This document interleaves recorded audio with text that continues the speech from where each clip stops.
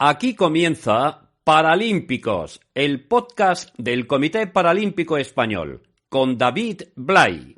Acaba, en teoría, porque con el cambio climático ya no podemos saberlo, la época de calor o de más calor. También para la mayoría de gente, la época de vacaciones. Pero para muchos y muchas atletas paralímpicos, la realidad es que no ha habido demasiado cambio, porque es en estas fechas o bien cuando compiten o bien cuando se preparan para competir. Y como en agosto hay gente que para y hay gente que no, en el podcast oficial del Comité Paralímpico siempre decidimos no parar, porque hay mucha actividad, independientemente de que haya personas que tienen un merecido descanso, y porque la información y la necesidad de comunicar todo lo que hacen los y las deportistas paralímpicos y paralímpicas siempre está ahí, independientemente de la fecha en la que nos encontremos. Así que bienvenidos, bienvenidas, tanto si nos escucháis desde el coche, como desde el teléfono,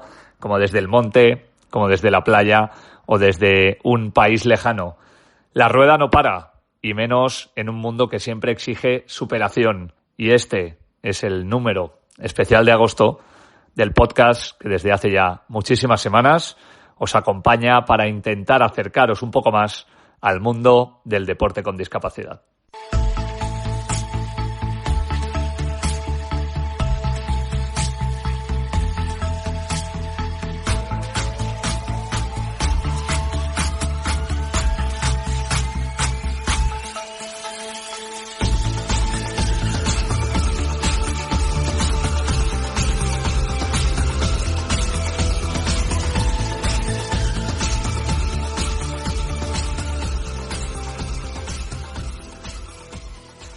Si hay algo que es y va a ser fundamental en el futuro es la legislación. De lo que se debata hoy a lo que vaya a aprobarse mañana, podemos encontrarnos con avances como, por ejemplo, los que vivimos hace un año en los Juegos Paralímpicos de París, donde por fin hubo equidad entre los premios de las medallas entre deportistas olímpicos y paralímpicos. Por eso ha habido una sesión en el Congreso importantísima en la que se ha estado hablando de deporte, discapacidad y del fomento y la integración de todo lo que tiene que ver la sociedad a todos los niveles.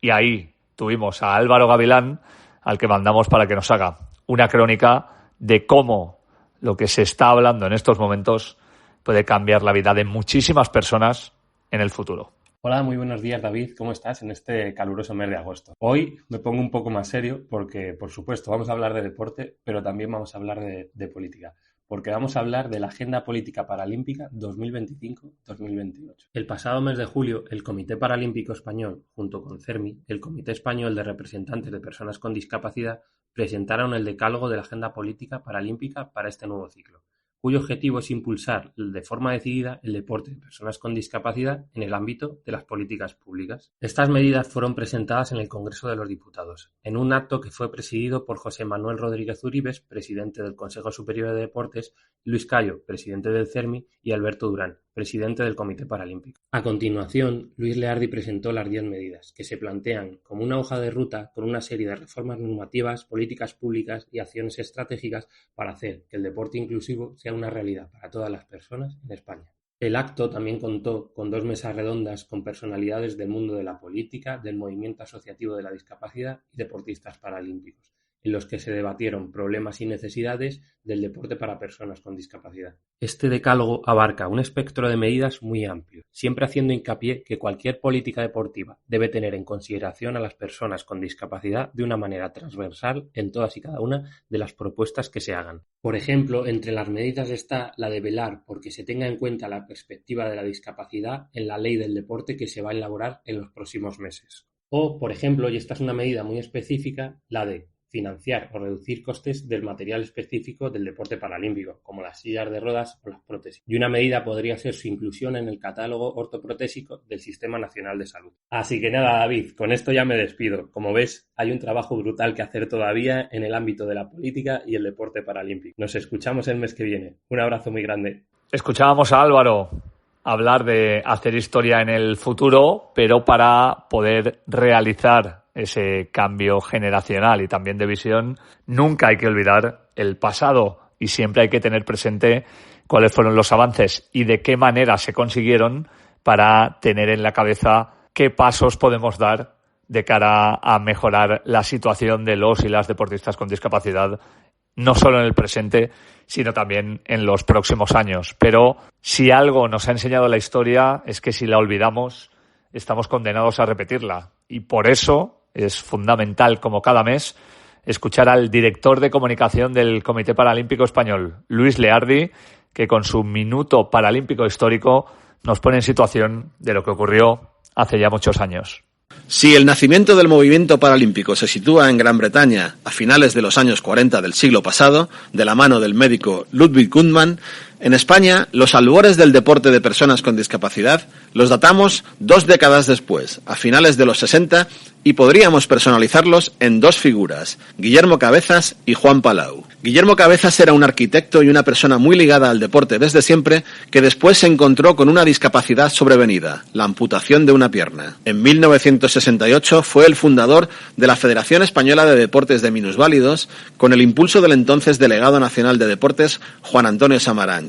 Nuestro Guttmann español no fue solo un visionario en el ámbito del deporte, sino que, desde su faceta de arquitecto, Guillermo Cabezas fue también un pionero en el ámbito de la accesibilidad física para las personas con discapacidad y la eliminación de barreras arquitectónicas. Además de la Federación Española, Cabezas presidió durante muchos años la Federación Internacional de Deportes de Personas con Discapacidad Física, ISOD, y fue uno de los asesores principales en materia de accesibilidad del comité organizador de los Juegos de Barcelona 92. De hecho, en su ceremonia de inauguración tuvo uno de sus momentos estelares, con su discurso como presidente del Comité Internacional de Coordinación, ICC, que fue el precursor del Comité Paralímpico Internacional. Cabezas estuvo al frente de la Federación Española durante 20 años, entre 1968 y 1988, cuando dejó paso a otro histórico. Hablamos de Juan Palau, que fue uno de los protagonistas de los orígenes del deporte paralímpico en España a finales de los años 50 en Barcelona, desde su puesto al frente del complejo asistencial Hogares Mundet, que acogía niños desamparados, muchos de ellos afectados por poliomielitis. Allí comenzaron a gestarse las primeras competiciones deportivas de personas con discapacidad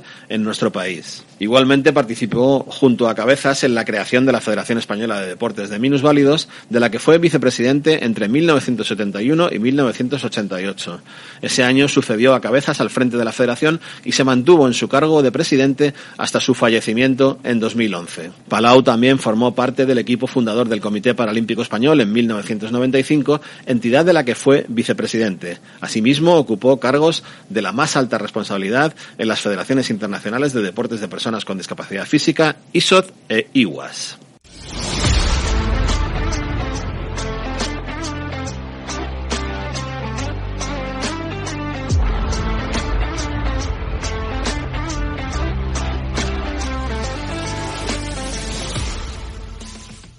Decíamos al principio que en teoría se acaba el calor, pero si alguien ha hecho deporte durante estos meses se habrá dado cuenta de que no es exactamente la misma circunstancia, si exceptuamos obviamente a todas las personas que practican para los Juegos Paralímpicos de Invierno o las que están dentro del agua. Pero es verdad que muchísimos y muchísimas atletas tienen una serie de ventajas con las que pueden contar a la hora de poder entrenarse al máximo nivel, pero este podcast va mucho más allá de la competición. Va destinado a que aquellas personas con discapacidad que no son atletas o que no son profesionales, pero que quieren empezar a hacer deporte o ya lo practican, puedan realizarlo absolutamente en todos los ámbitos. Por eso, cada mes hablamos con el departamento médico del Comité Paralímpico Español para que nos expliquen de qué manera se pueden afrontar una serie de circunstancias en función de todas las especialidades. Y en este caso hemos querido hablar con Lorena Aira, que es parte del equipo de nutrición de ese departamento médico del Comité Paralímpico, para que nos diga de qué manera se puede seguir, porque ya lo habremos hecho, entrenando con calor y sobre todo cómo la nutrición puede ayudarnos a tener un entrenamiento saludable. El calor es el enemigo silencioso en el deporte. Puede agotarnos, deshidratarnos y ponernos en riesgo. El cuerpo tiene mecanismos claros para defenderse de ello. Empezamos a sudar, mandamos más sangre hacia la piel para enfriarnos, pero muchas veces tenemos que pensar qué ocurre cuando esos mecanismos no funcionan igual, ¿no? Y este es uno de los retos que afrontan los deportistas con discapacidad. Por ejemplo, en una lesión medular, la sudoración y la vasodilatación suelen estar reducidas por debajo del nivel de la lesión. Las consecuencias: el cuerpo tiene más dificultad para perder calor y la temperatura sube mucho más rápido. Esto aumenta el riesgo de hipertermia. Y si además la hidratación no se planifica bien, puede aparecer la hipernatremia, que es cuando la concentración de sodio en sangre se eleva por falta de agua. En el caso de las personas con amputación, por ejemplo, el problema es un poco distinto. El sudor se distribuye, suele salir más por el tronco que por las piernas, y muchas veces el encaje de la prótesis atrapa calor y humedad. No solo incomoda, también puede provocar ampollas, irritaciones e incluso infecciones en la piel. Ahora bien, todo esto no significa que no pueda entrenar o competir con calor, ¿no? Claro que se puede llegar bien hidratados, hacer pausas para beber y refrescarse y sobre todo estar muy atentos a síntomas de alarma como pueden ser los mareos, el dolor de cabeza o la confusión. Una pauta sencilla podría ser beber entre 400-600 mililitros unas 2 a 4 horas antes de la actividad física, y un truco que me gusta mucho recomendar es fijarse en el color de la orina. Contra más clara sea, será mucho mejor. Después, durante el ejercicio, lo ideal es dar pequeños sorbos cada 15 o 20 minutos. Y si la sesión es larga o intensa, ¿no?, especialmente en condiciones de calor, va a ser mucho mejor sumarle una bebida rica en hidratos de carbono y electrolitos, como podría ser una bebida isotónica. Y aún mucho mejor si ya lo combinamos con estrategias de enfriamiento, como los sprays de agua, los chalecos de frío o paños húmedos. Después del ejercicio, la recomendación es reponer alrededor del 150% del peso perdido durante la sesión en las siguientes 2-4 horas, junto siempre con una buena recuperación a base de proteínas, de hidratos de carbono y obviamente de electrolitos. Y luego hay algo más, no solo hablamos de calor, porque muchos deportistas reducen la ingesta de líquidos para evitar tener que orinar con frecuencia, ¿no?, por la comodidad o la incomodidad que esto le pueda generar.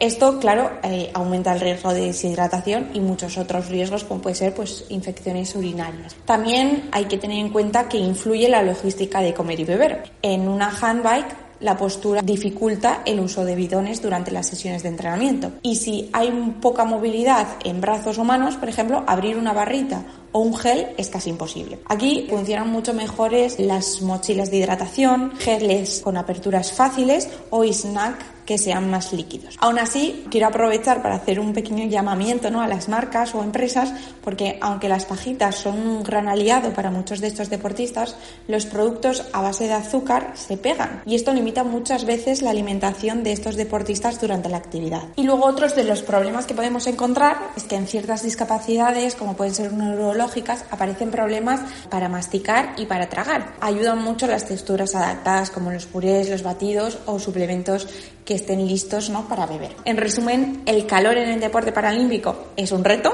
pero no es una barrera insalvable. Con un plan integral de hidratación, de nutrición, de enfriamiento, ¿no?, adaptado a cada atleta, y con el apoyo obvio del equipo interdisciplinar, pues bueno, se puede entrenar y competir con seguridad y obviamente con eficacia en el rendimiento. Yo creo que es difícil que cuando decimos que un señor se llama Juan Manuel Montilla Macarrón, la gente que nos escuche no sepa de quién estamos hablando, pero por si acaso todavía tenemos algún despiste, es verdad que hasta tener una trayectoria ligada al deporte con discapacidad han pasado muchas cosas. Han pasado cosas como encontrárnoslo fundando un grupo que fue un referente, encontrárnoslo dando recitales musicales que todavía continúan en el tiempo, y encontrarnos a un artista, porque esa es la palabra clave que lo definiría, que tiene premios Goya como cantante y que tiene premios Goya como actor, porque al final, en una temporada en la que yo creo que las nuevas generaciones hablan de ser multidisciplinares y no solo les gusta una cosa, sino muchas, y demuestran que se pueden ser muchas cosas a la vez, y no como a lo mejor tuvieron la mala suerte nuestros padres y madres de tener que dedicarse a una sola cosa y tener que utilizar aquello que les gustaba como hobby, de repente, y posiblemente sin esperarlo, en el transcurso de los últimos 365 días nos hemos encontrado con un deportista de alto nivel. Os hablaba al principio de su nombre real con el que nació, pero con el que la mayoría de las personas lo conocemos, es el Langui. Juanma, ¿cómo estás? Bienvenido al podcast del Comité Paralímpico Español. Muy buenas. Ay, muy buenas. Y muy contento de estar aquí. Campeón de Liga Andaluza, oro en la Copa de España y bronce en el Campeonato de España.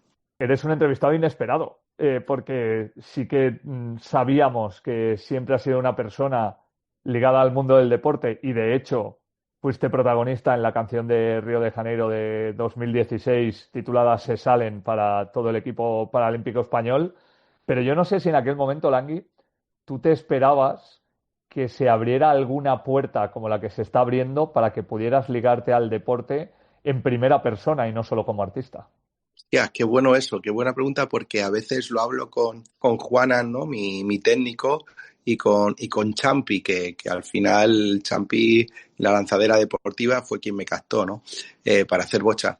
Y a veces lo he hablado diciendo, hostias, es que yo me acuerdo cuando hice la canción. Y esa sensación, porque tuve que estar grabando el videoclip con diferentes atletas de diferentes disciplinas, luego en las presentaciones, cuando estaban todo el comité y estaban todos los deportistas que ya se marchaban, y yo tenía una sensación de envidia sana.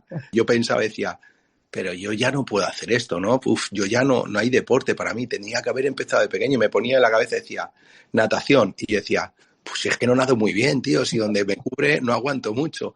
Bicicleta, y yo decía, hostia, si es que bici, tío, si es que yo de pequeño me dieron una bici, se me metió las piernas en la cadena, al final la bici se la di a mi prima, que por eso sale una canción de Zapato Ortopédico, de mi primera canción, que dije, pues la bici, toma, prima, para ti, yo no escartí ni me pedí un futbolín.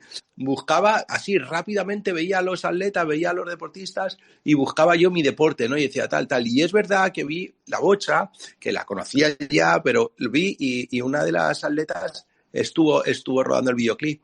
Y era una BC3. Entonces, al ver al BC3 no me vino a la cabeza el lanzamiento de un BC1 o un BC2. Y fue como, hostias, qué guay, ¿no? Porque a mí siempre la petanca me ha resultado. Y cuando he ido, siempre con respeto, ¿no? Porque es verdad que no nos gusta la comparativa, los de la bocha con la petanca. Pero siempre que ha habido algo que pasa por el parque o por algún campo donde ha habido petanca, he cogido, me he plantado y he dicho, déjame jugar una pachanga contra ti, y siempre he lanzado, y en alguna rima de mis canciones, también en canciones antiguas, pues he nombrado Pureta como jugador de petanca y tal. Pero no, tío, no, yo lo veía y decía, no hay deporte para mí, qué pena, tío, cómo me molaría. Y fíjate, tío, al tiempo estoy aquí haciendo un deporte que encima es paralímpico y un deporte que me está dando muchísimas cosas.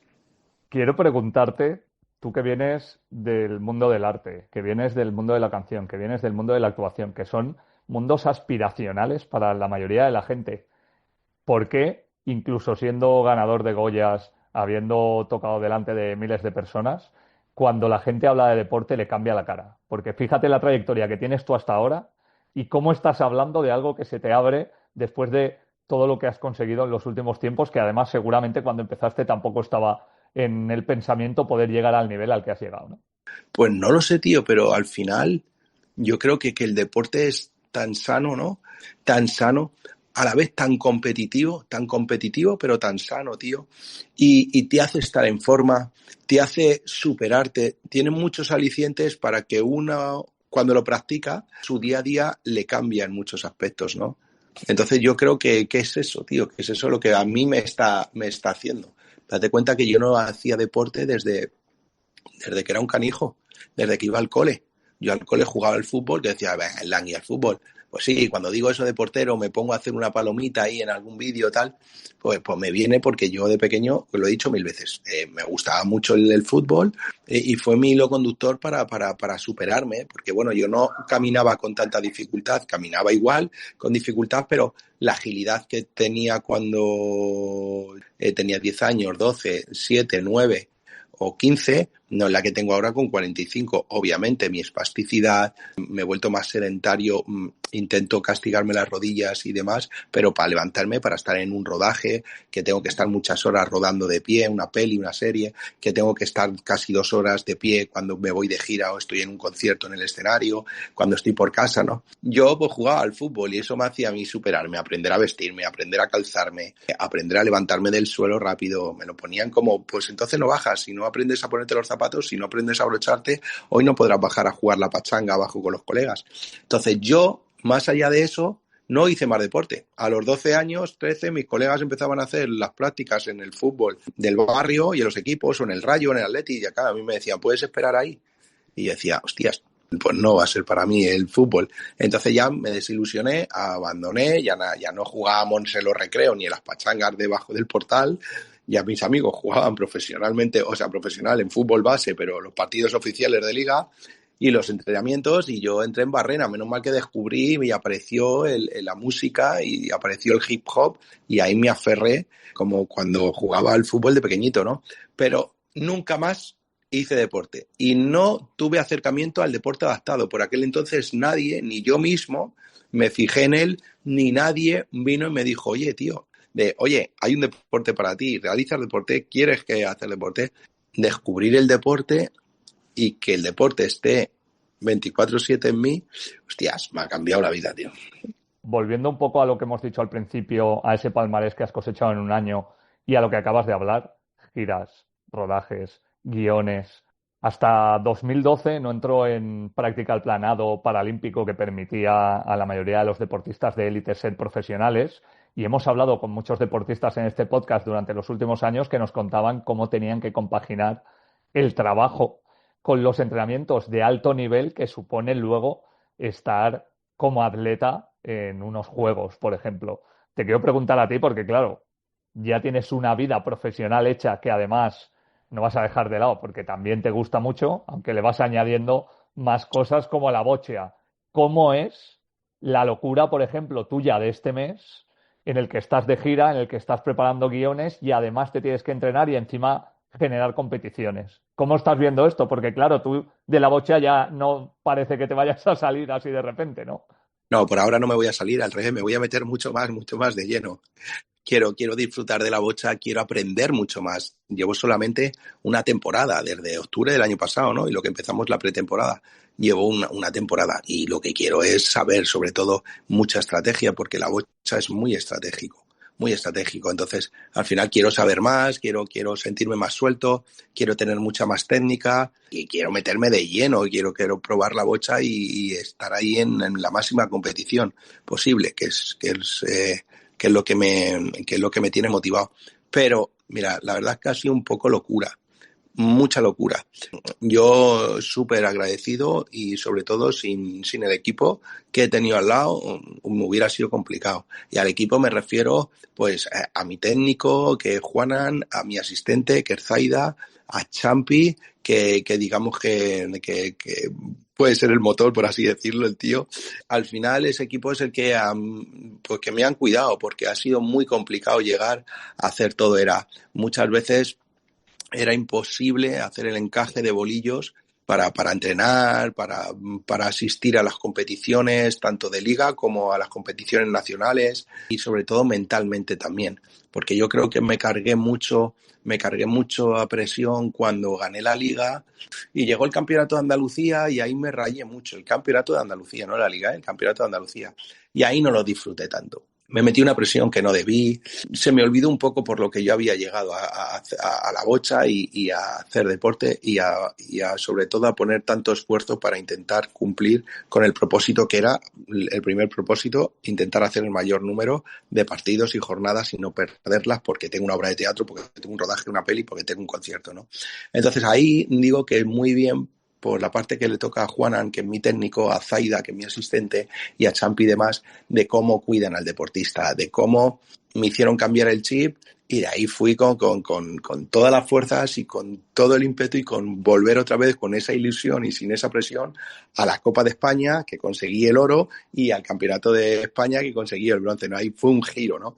Y solamente te doy, pues así, un ejemplo de para que veas el encaje de bolillos o a veces cómo se presentan las jornadas. Un fin de semana en el cual el viernes estoy rodando una película. El viernes a mediodía termino. Me monto en un avión que estaba en Canarias rodando la película. Termino, imagínate, a las 11 de la mañana, a las 12 y pico, estoy en el aeropuerto de Gran Canaria montándome en un avión para Bilbao. Llego a Bilbao, me meten en un coche y el chofer me lleva a Irún, porque llego por la tarde-noche que tengo obra de teatro, que estoy haciendo una obra de teatro que es Campeones 2, la película de Campeones, pero llevada al teatro. Venga, ensayos, hago la obra de teatro, termina la obra de teatro, atiendo un poco al público, al que se queda esperando a las puertas del teatro, fotos, etcétera. Me monto en ese coche por la noche y me hago toda la noche viajando en el coche, sin pegar ojo, a veces hacía así una cabezadilla, pero lo mínimo, hasta Lloret de Mar, que Lloret de Mar se jugaba la Copa de España. Llegué a las 6:30 de la mañana. Ahí está esperándome mi equipo, despierto. Juanan, Champi, Zaida. Ayudarme a meterme en la cama, a estirarme los pies, a quedarme un poco tumbado, recto. Levántate, pégate una ducha y a las 8 y pico estar ya en el pabellón de Lloret de Mar. Jugar mis primeros partidos, mis 3 partidos. Es verdad que los gané y no tuve que depender de que nadie perdiera. A las 2 de la tarde terminé, me metí en un coche, en el mismo coche que me estaba esperando, me fui a Zaragoza. Que Zaragoza por la noche tenía otra obra de teatro porque vamos girando con la obra. Hice la obra de teatro, me volví a meter en ese coche y otra vez por la noche a la otra punta, a Lloret de Mar, porque me había clasificado para semifinales. Lo mismo, llegué por la madrugada a las 6 y pico, túmbate un poquito a la cama, échase un poquillo el ojo, levántate, pégate la ducha y otra vez al pabellón. Llegar, hice semifinales, de ahí a la final, gané la final con la medallita de oro al pecho, que al final es muy congratulations, y de ahí corriendo otra vez el coche, métete y vete a Barcelona. Barcelona, cógete un tren, llegas a Madrid a las tantas, métete en el estudio de grabación que tenía que terminar la canción que estaba haciendo, que también estaba haciendo la canción para la película. Llegas a las 3 de la mañana, terminas, te metes en un taxi, vete al aeropuerto de Barajas, cógete un avión y cógete el primer avión para Gran Canaria ese lunes que tenía que seguir rodando la película. Tú imagínate, ¿cuántas horas yo dormí en ese fin de semana? Hice un esfuerzo tremendo. Es verdad que no todos los partidos o las jornadas son así, pues sería una puta locura. Pero a veces se presentan así y es, voy a la competición o no, porque obviamente no voy a dejar de hacer teatro, obviamente no voy a dejar de rodar una peli, al final es mi profesión, tengo que pagar mis facturas y adquirir el mismo compromiso con el deporte que con tu profesión, cuando el deporte no te va a dar dinero, al revés, como el mismo compromiso cuando hago una obra de teatro que me estoy llevando dinero o el rodaje de una peli que me estoy dando dinero, pues yo creo que también el equipo eso lo vio y les pones más las pilas, ¿no? Para tirar hacia adelante y para estar contigo, arroparte y decir, venga, vamos a aportar ya por más, ¿no?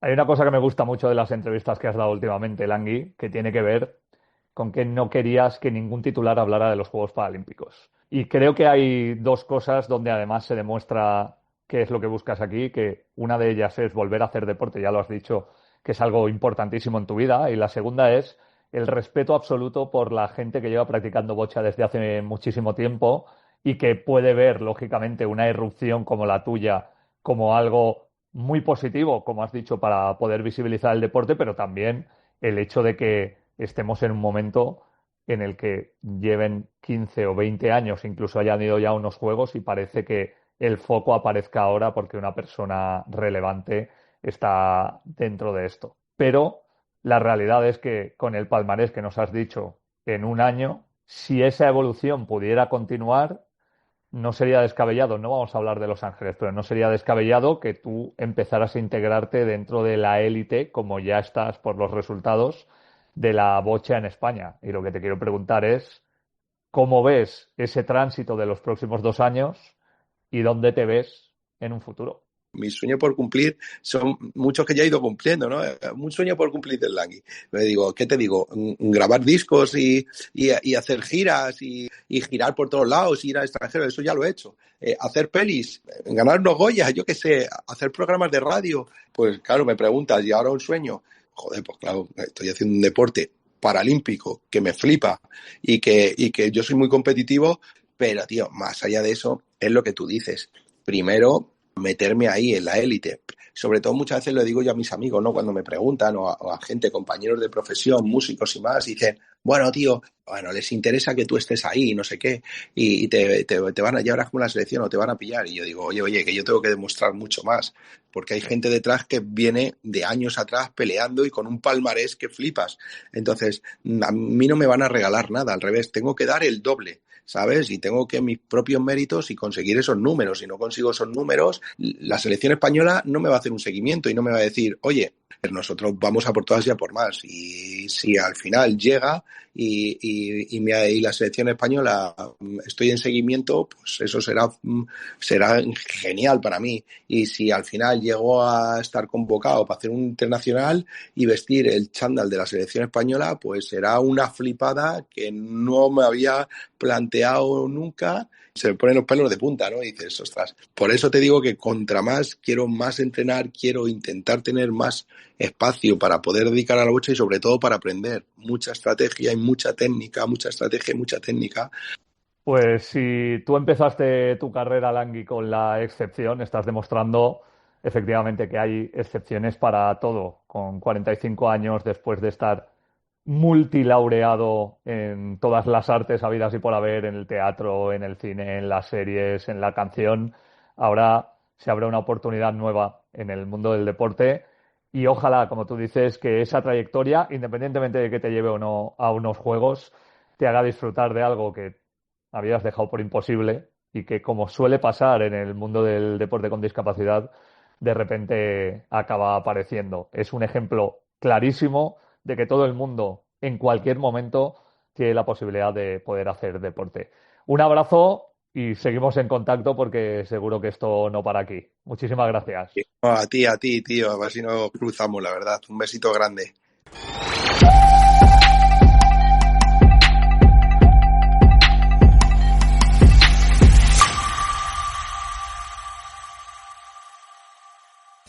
Lo decíamos en la entrevista, muchas veces nos encontramos héroes y personajes inesperados, pero sobre todo y por encima de todo el hecho de que personas como el Langui, pero también gente que hemos entrevistado a lo largo de los últimos meses, que son familiares de atletas con discapacidad, sean capaces de dar su testimonio, nos pone en valor dos cosas. Una, que cada vez hay una posibilidad mayor de entrar en una sociedad igualitaria, pero dos, que también todavía nos quedan pasos por dar. Por eso, nosotros cada 30 días comparecemos aquí para contar todo lo que ocurre en el deporte paralímpico y, sobre todo, todo lo que hay a su alrededor, que es lo que hace que pueda girar y que pueda seguir avanzando, no solo ahora, sino también en los próximos años. A todas las personas que nos escuchan, muchísimas gracias y en muy poco tiempo volvemos, porque, como decíamos al principio, la rueda del movimiento paralímpico no se detiene jamás.